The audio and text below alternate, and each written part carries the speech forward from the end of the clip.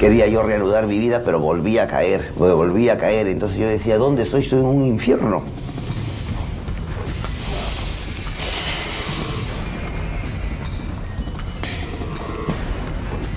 ¿Cómo voy a seguir viviendo así? Felipe nació un 16 de noviembre de 1946 en el Callao. Su padre era abogado, su madre pedagoga, y él era el quinto de 7 hermanos. Entre los 7 hermanos, papá siempre parece que había programado los hijos y siempre se diferenciaban de 2 años en 2 años. Entonces el hermano que me tocaría a mí ser como pareja, que yo me tendría que llevar solamente 2 años con él, falleció a los 3 meses de edad. Entonces yo, con mis hermanos mayores, había distancia y yo no podía juntarme con ellos. Y con los niños tampoco podía jugar con ellos. Y entonces yo fui criado más y protegido por una tía solterona que vivía en casa. Y fui adquiriendo ciertas costumbres. Las empleadas eran mujeres, la abuela mujer, mamá mujer. Tenía que ir a la costurera, me iba a la iglesia con mi tía, que también todas sus amigas eran solteras.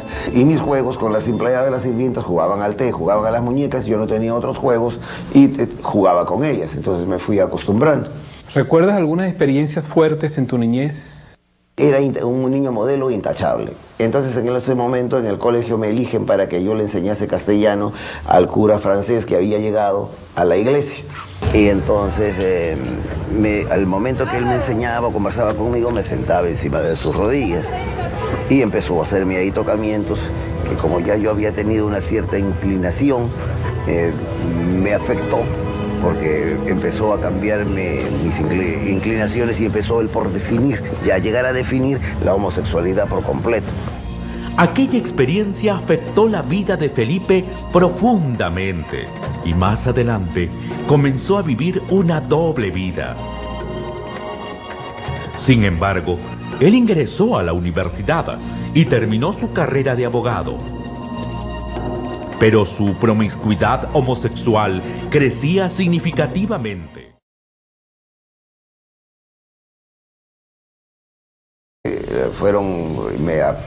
Me dio un dolor de cabeza tremendo, sufrí un trastorno espantoso con respecto a físicamente, ¿no? Su problema ahora se hacía peor, pues a su desviación sexual se añadía el problema de las drogas. Entonces hasta llegó un momento en que uno de mis empleados, que tenía contacto, me falsificó la firma. Me falsificó la firma porque seguramente porque yo le daba las preferencias a la otra persona, con lo que cuidaba. Me empezó a falsificar los cheques primero, pero yo pasaba por alto porque yo tenía chequera. Entonces, y después poco a poco, llegó un momento en que falsificó la firma de un certificado de depósito de una suma considerable en ese momento, pero que yo tenía una cuenta que todavía podía cubrirla, pero como yo no había cometido el error, no quise abonarla, pero como yo era el responsable, me tomaron preso y tuve que renunciar. Al renunciar me quedé completamente sin trabajo y prácticamente en la calle. Llegué a tocar tanto fondo que terminé con un mismo par de zapatos, con hueco, y con un mismo vestido durante 2 años y durmiendo en los barracones, ¿no? Empeñaba la libreta electoral, empeñaba los lentes. Ya no había, los valores estaban por los suelos, ¿no? ¿No te enfermaste? Me enfermé de tuberculosis, me dio 2 veces hepatitis, llegué a pesar hasta 50 kilos. Cuando me llevaron, en el momento hubo unos intentos de suicidio también de mi parte. Entonces llamé por teléfono a mi hermano y le dijo, si no vienes en este instante... Me mato, me quito la vida. Ven, por favor, ven inmediatamente. Descríbeme uno de esos momentos de total desesperación. Ni yo mismo pensaba cómo había llegado a tocar ese fondo, cómo había ido rodando. Una bola de nieve que uno va creciendo y crece y no la puede detener.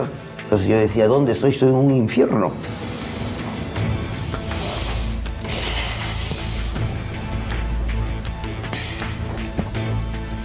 ¿Cómo voy a seguir viviendo así? Desesperado, desde lo más profundo de su ser, Clama a Jesucristo por ayuda. No más.